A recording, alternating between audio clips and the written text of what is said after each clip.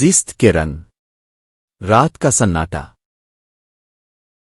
انور احمد کی duty factory میں رات کی شفٹ میں تھی، یعنی رات 8 بجے سے صبح 8 بجے تک۔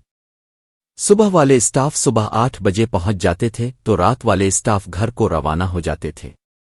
ایک رات انور احمد کی طبیعت کچھ ناساز ہوئی اور اسے بخار ہو گیا، تو اس نے فیکٹری میں اطلاع دی اور گھر کے لیے روانہ ہوا۔ گھر اس کا کافی فاصلے پر تھا، ابھی رات کے تقریباً 11 بجے تھے۔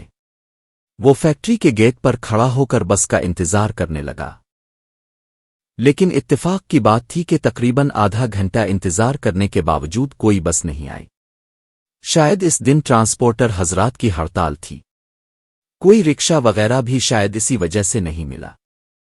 اس نے سوچا کہ اگر وہ کچھ فاصلہ جیسے تیسے کر کے پیدل طے کر لے تو تقریباً 1 میل کے فاصلے پر جو چوک واقع ہے وہاں سے اکثر کوئی نہ کوئی سواری مل جاتی ہے۔ چنانچہ یہ سوچ کر وہ آہستہ آہستہ پیدل روانہ ہوا۔ راستے میں ایک قبرستان واقع تھا اور سڑک قبرستان کے درمیان سے ہو کر گزرتی تھی اور ساری گاڑیاں اسی راستے سے ہو کر گزرتی تھی، لیکن اس رات ہڑتال کے سبب اچھا خاصا سناٹا تھا۔ انور احمد جب پیدل قبرستان کی حدود میں داخل ہوا تو اسے کچھ خوف سا محسوس ہوا، اور زیادہ خوف اسے چوروں کا تھا، کیونکہ عموماً بعض جرائم پیشہ افراد قبرستانوں میں بھی دکھائی دیتے ہیں اور رات کے وقت لوگوں کو لوٹ لیتے ہیں۔ انور احمد بھی انہی خطرات سے گھبرایا ہوا تھا۔ بہرحال اب تو وہ قبرستان کی حدود میں داخل ہو چکا تھا اور تقریباً 15-20 منٹ تک اسے قبرستان کی حدود میں سے پیدل گزرنا تھا، اس لیے وہ قدرے تیز چلنے لگا۔ اس کے باوجود کہ اسے بخار بھی تھا اور سردی بھی لگ رہی تھی۔ جیسے ہی اس نے کچھ فاصلہ طے کیا تو کسی نے اس کا نام لے کر آواز دی۔ وہ حیران ہو گیا کہ رات کے اس سناٹے میں کون اسے آواز دے سکتا ہے۔ اس نے ڈرتے ڈرتے پیچھے دیکھا لیکن کوئی نظر نہیں آیا، حالانکہ چاند کی روشنی نے ماحول کو روشن کیا ہوا تھا۔ وہ پھر سے تیز تیز چلنے لگا۔ اس بار پھر اسے کسی نے آواز دی، اور حیرت کی بات یہ تھی کہ یہ آواز جانی پہچانی تھی۔ اس نے غور کیا تو یہ آواز اس کے کسی قریبی مرحوم رشتہ دار کی آواز تھی، جس کا کافی عرصے پہلے انتقال ہو گیا تھا، لیکن اس کی تدفین تو کسی اور قبرستان میں ہوئی تھی۔ انور احمد نے دعائیں پڑھنا شروع کر دی۔ اگلے ہی لمحے اسے وہ اپنا مرحوم رشتہ دار سامنے نظر آنے لگا۔ وہ بہت گھبرایا اور اس رشتہ دار سے پوچھا کہ تمہارا تو انتقال ہو چکا تھا، تم یہاں کیسے پہنچے؟ اس نے قدرے مسکرا کر جواب دیا کہ میں زندہ ہوں اور تمہیں دیکھ کر تم سے ملنے آیا ہوں۔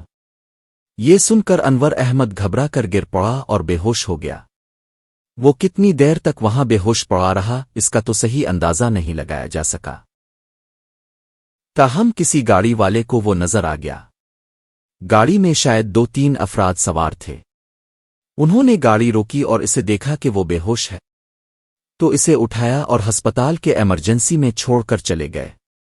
ڈاکٹروں نے فوری طور پر جو علاج ممکن تھا وہ کیا، جس کے نتیجے میں وہ ہوش میں آیا اور پوچھنے لگا کہ یہ کون سی جگہ ہے اور میں یہاں کیسے پہنچا۔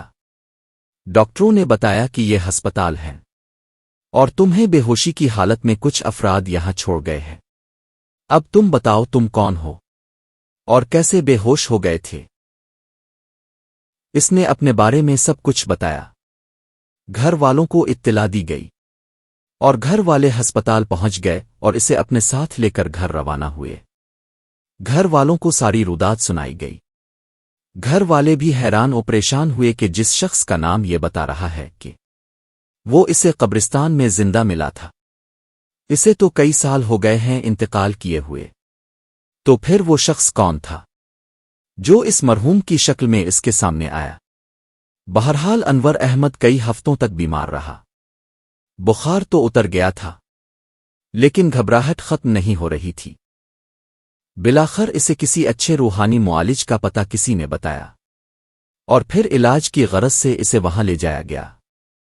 اس نے باقاعدگی کے ساتھ اس کا علاج کیا اور کچھ دنوں کے علاج کے بعد وہ خوف کی دنیا سے باہر نکل آیا۔ اسے بتایا گیا ہے کہ ایسے مقامات پر ہر طرح کی مخلوق ہوتی ہے جو انسانوں کو تنگ کرتی ہے، اس لیے تنہائی میں اور وہ بھی رات کے وقت بالکل ایسی جگہوں پر نہیں جانا چاہیے، ورنہ کچھ بھی ہو سکتا ہے۔ شکر ہے کہ اس کی جان بچ گئی۔ Thanks for watching.